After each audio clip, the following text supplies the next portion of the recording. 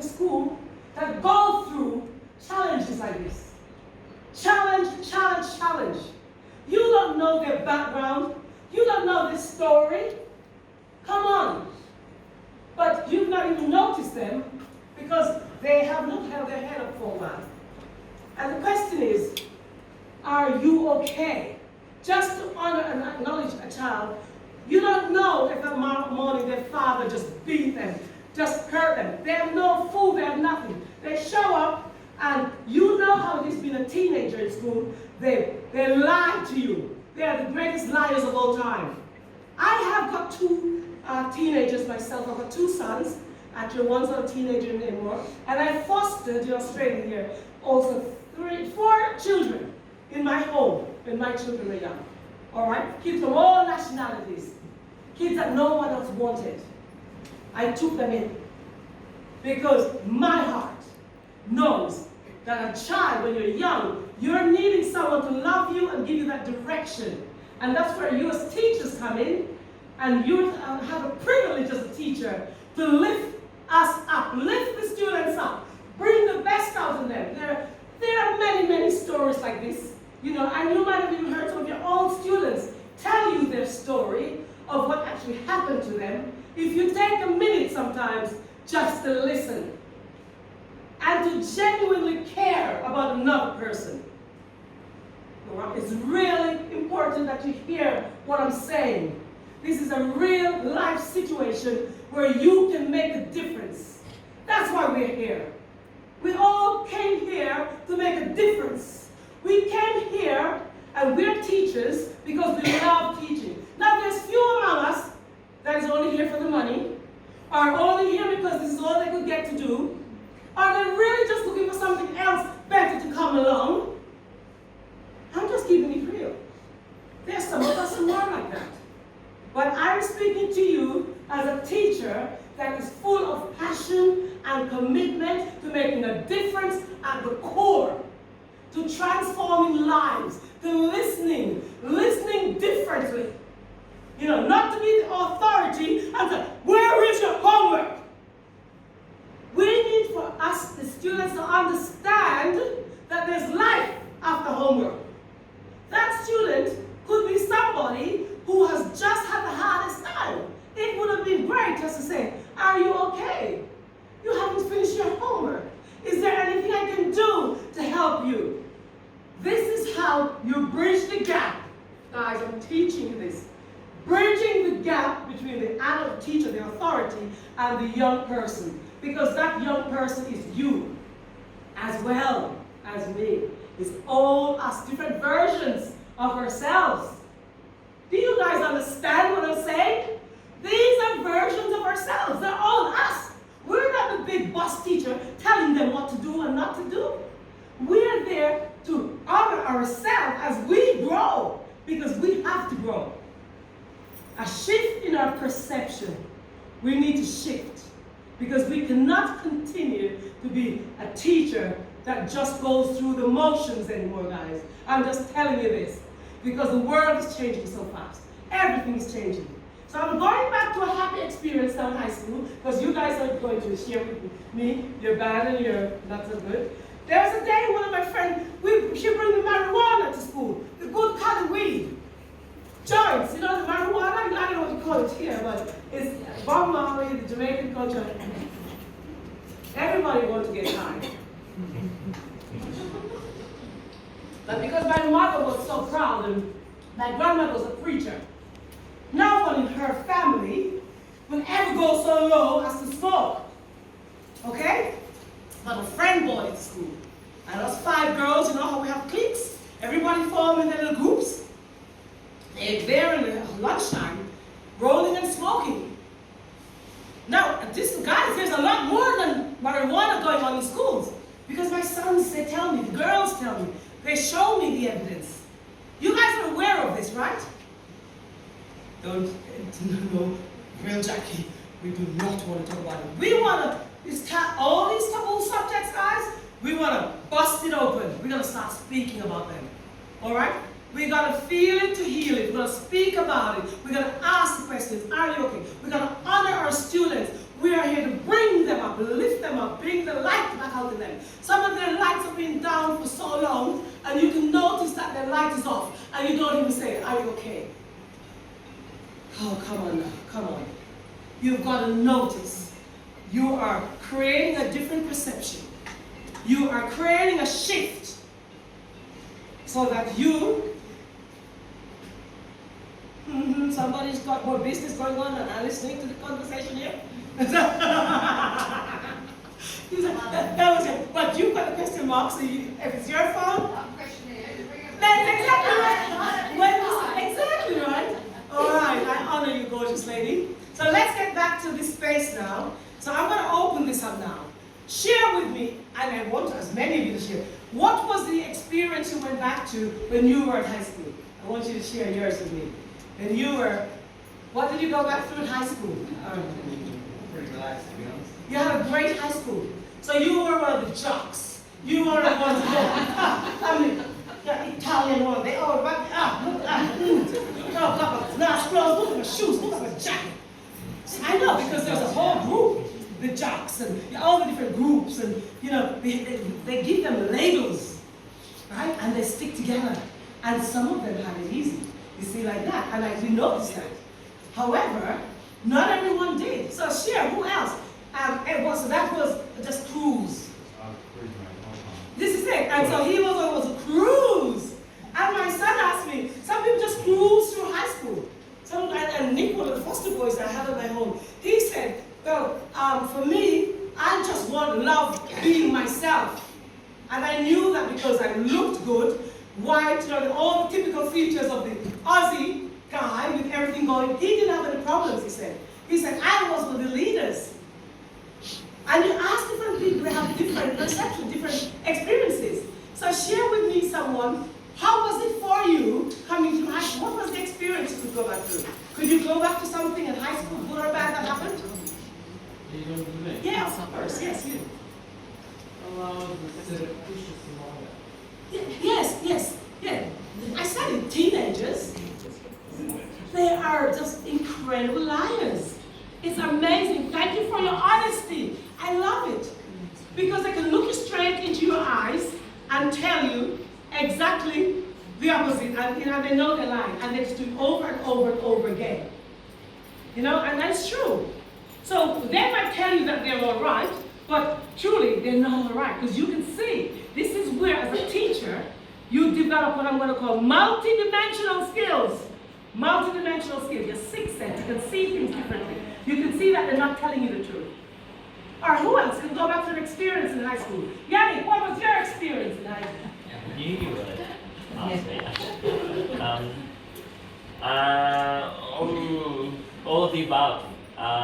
Racism, homophobia, everything.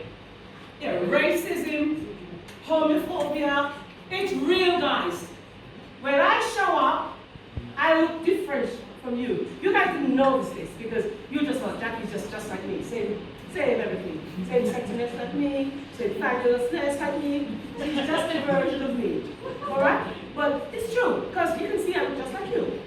But sometimes people look at me and they see me differently.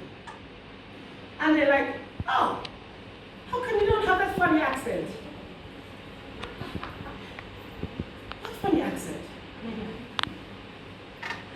And then it dawned on me that they made a judgment that I was supposed to sound a certain way. Who gets me on this? It's like when, sometimes you see somebody, they might have Asiatic features, but their English is better than any of us. Oh yes, I have them in my life.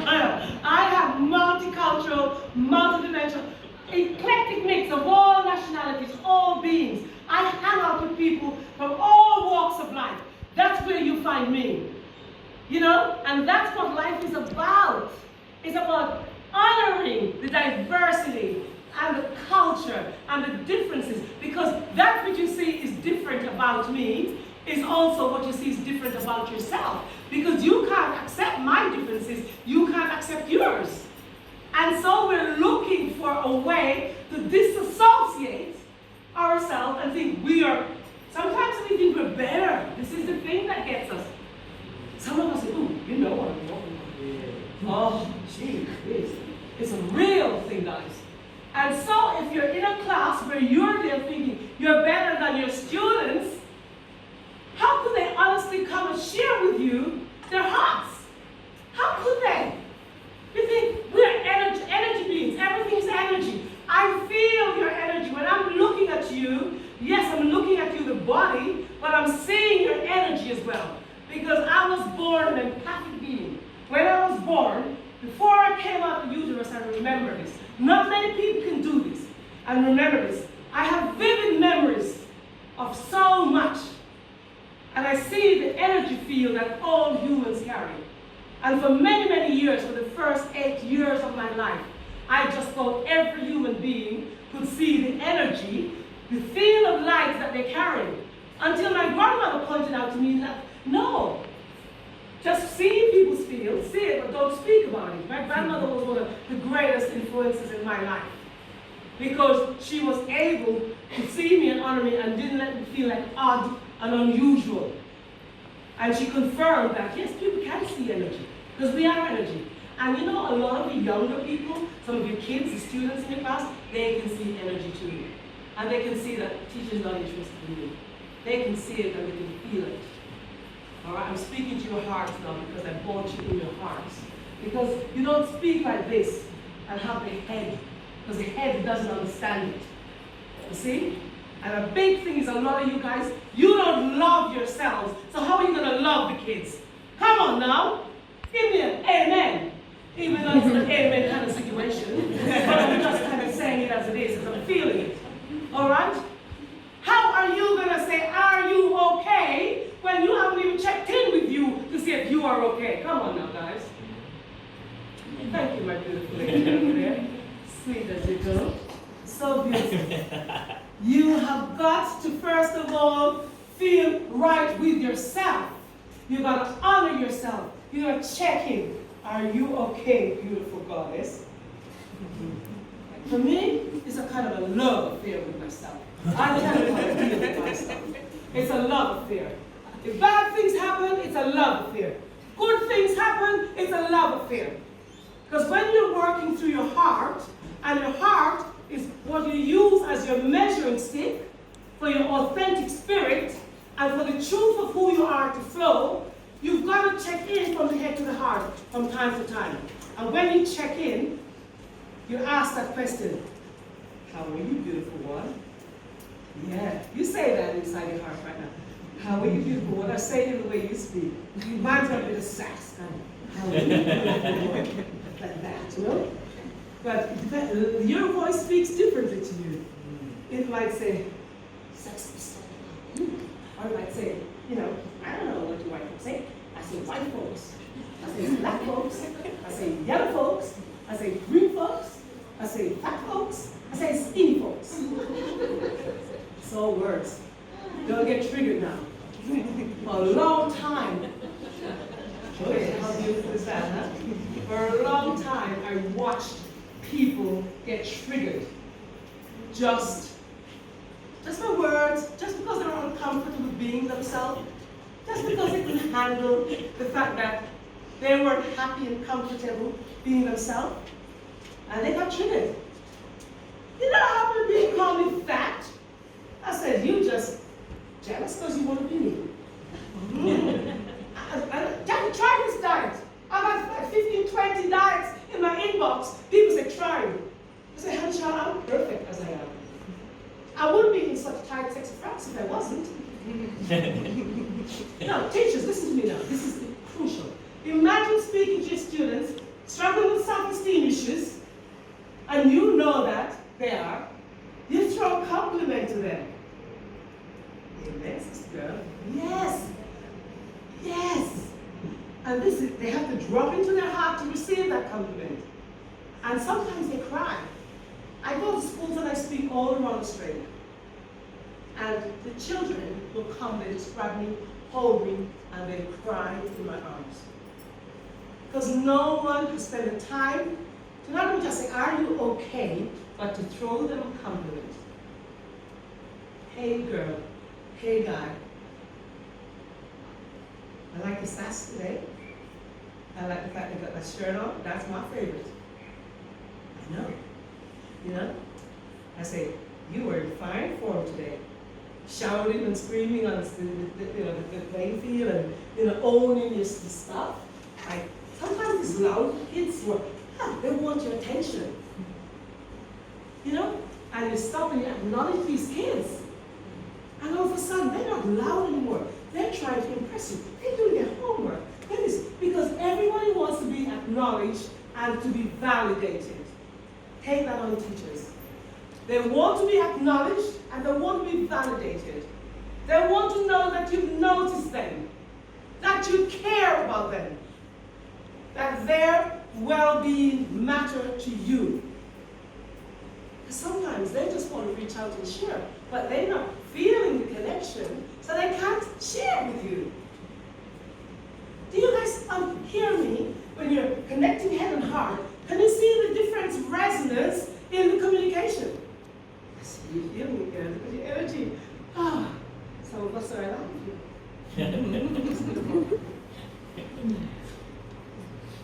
Jamaicans, they love the rum, but they don't have the Jamaican rum here, so I don't drink at all. So, not that anything's wrong with it. We have free will. So, going back to cultures and differences, you're going to find a lot of kids in the class, things that they believe in, you don't believe in. And that triggers you. So we're here now in this space, honor diversity, culture, differences, uniqueness, originality, and authenticity. We let them be. You let them be. Like, you should be like that. When I was teaching high school, I had this one gay guy, he would come with lipstick, and nothing wrong with being gay, because I'm gay too, and it's, oh, teacher. And I'm like, oh, why you fabulous. Loved it. I said, you're going to organize a fashion parade. He loved it. He took on the fashion parade. He got validated. He took on the fashion parade for high school, and he nailed it. He flipping nailed it. Nailed it. Because he wanted to be validated, he wanted to be acknowledged. You see your students in your class and some of them are brilliant at things, but you say nothing. You say nothing. Sometimes you say to them, what else have you got? Oh my gosh, ask them, what else have you got? They blow your mind. You see, that's the caring aspect, guys. You have a whole different way of communicating. Because what I'm equipping you with today is a way of being a teacher, an authentic teacher, that truly, genuinely loves what you're doing. And it's not going to take anything away from you, it's going to add to you. Try this, you're going to get more love from your students. Who want more love from their students? None of you guys, put your hands up. No one wants more love, more better communication. Who loves being a teacher? Who loves being a teacher? Just here, you can't say anything like, oh my gosh, I knew that so many of you teachers didn't really want to be a teacher. So why are you teachers? Oh. It's true. And sometimes as teachers, we have to evaluate, is this the right thing for me? Is this the right profession for me? And not be scared to make the change as well. I'm keeping it real now. How many minutes have I got? Because I know, I'm sure I've got about 10 minutes. All right, no, 5 minutes. All right, so as teachers, guys, I'm going into your life now. I'm going to ask you, get in here in your own heart and ask yourself, is this what I truly, truly love to do? Yes. Even if the answer is no, the other question you're going to ask, could this be what I truly like to do? Even if the answer is, yeah, could be. And then the other one is, if the answer is definitely no. Could I change my perspective since I've got this job? Let me fully commit to this job and be the best teacher ever for the time that I have here. How does that one sound? Yes.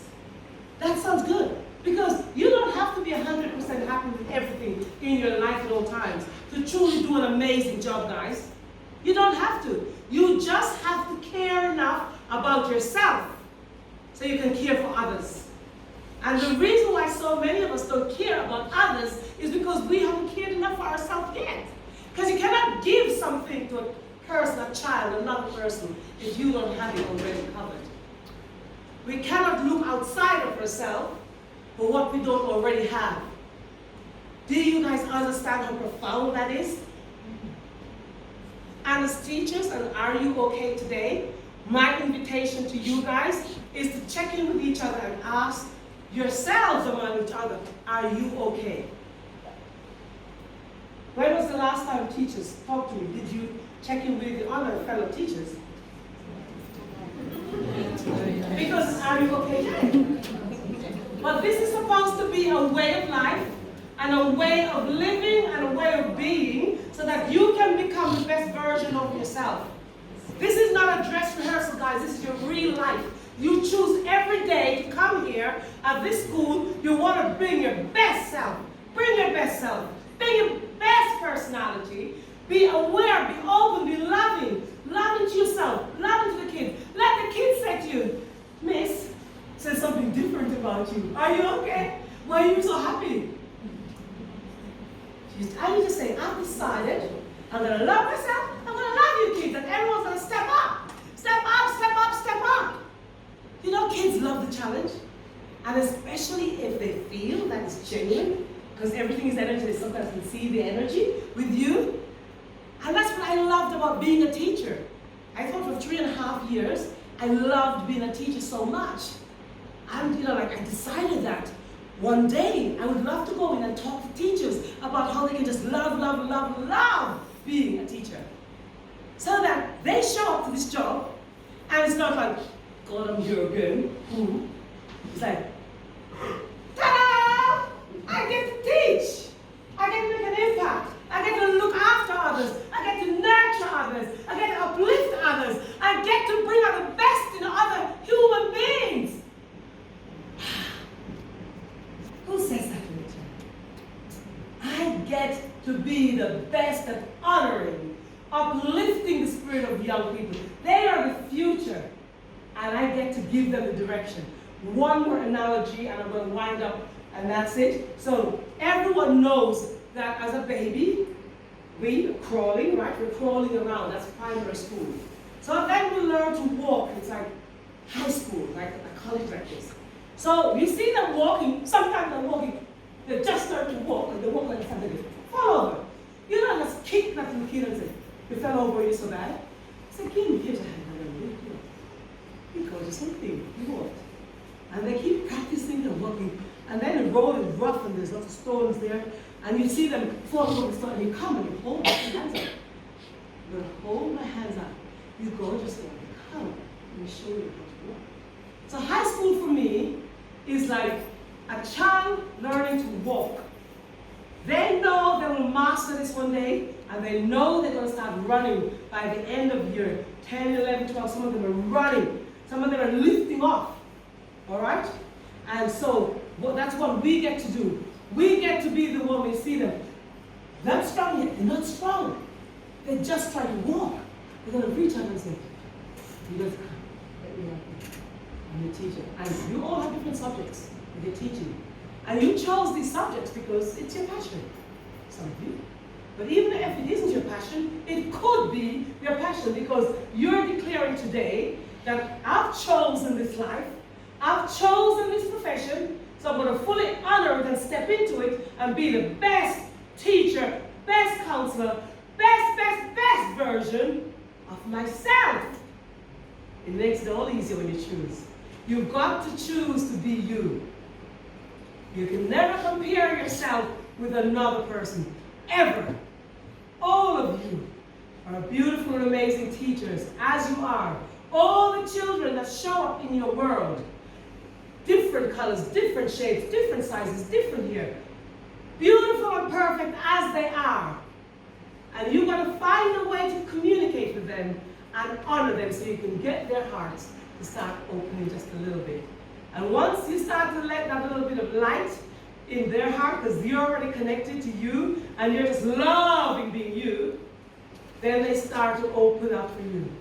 And when I fostered children, one mother called this kid and said, he's going to be dead or in prison. Dropped this little 11-year-old boy to my home and said, I heard that you foster children, even though you have all your own kids. And that child told me a lot of stuff. He was a very angry child. He was cutting, he was swearing, he was suicidal, he was detrimental. But it was the greatest lesson. And it allowed me to see how love can heal, how listening can heal. I just would listen as he would speak to me and let him share what's in his heart. And sometimes that's all we need to do. We don't need to be right or wrong as teachers. And I did ask the boys this morning, I said, what do you remember as your favorite teachers? Every one of them had a favorite teacher. And here's what's exciting about this Are You OK Day. Their favorite teacher was the one who asked them, are you okay? What is it that you're interested in? And had conversations with them, like literally uplifted their spirits. And you know the stories of how your teachers can impact the rest of your life. All right? So you be the favorite teacher for some of your students. And see if you could have all of them say, you are my favorite teacher because you care about me. Right? And it's really important to know that sometimes what their mouth is saying is not true because their heart's not saying. And teenagers, young people, tell the most lies. They don't even know how to tell the truth sometimes. That's where you, as a filter for them, being their teacher, that's putting on the hand when they're you can see for yourself. There's something deeper going on here. I noticed that you haven't come to class 3 days in a row. Oh, I noticed that you smell a cigarette excessively.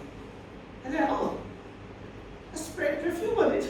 They actually start to tell you, like, you can talk to them like that. You say, it's nothing to care. You don't have to deal with it then. Just the fact that you care. Just the fact that you care.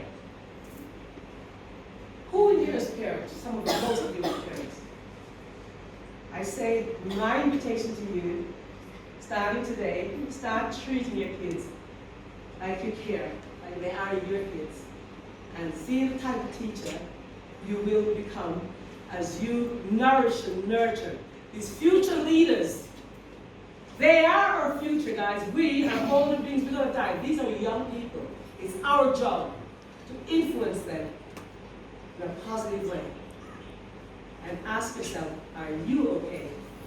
And if not, what changes you need to make in your heart, not your head, because your head doesn't say, you can never get it right. Look at you, you've never been able to do it before. Who are you going to confuse? The head will tell you you're not going to be able to do it.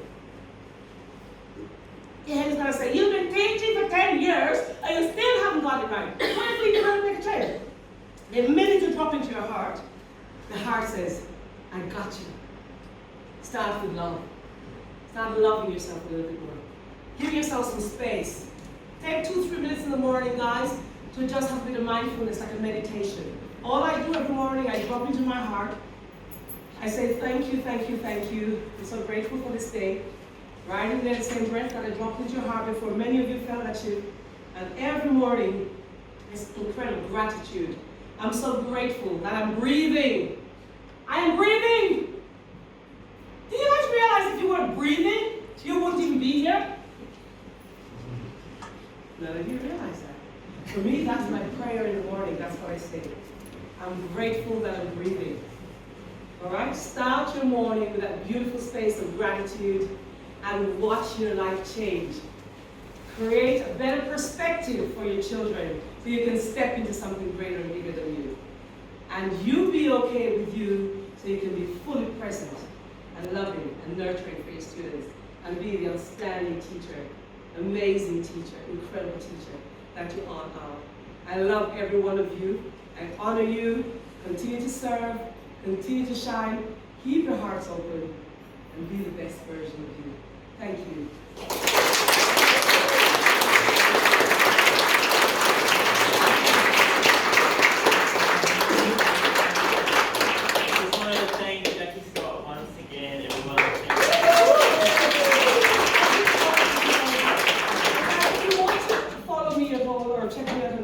Inspirational Jacqui Scott, Jacqui.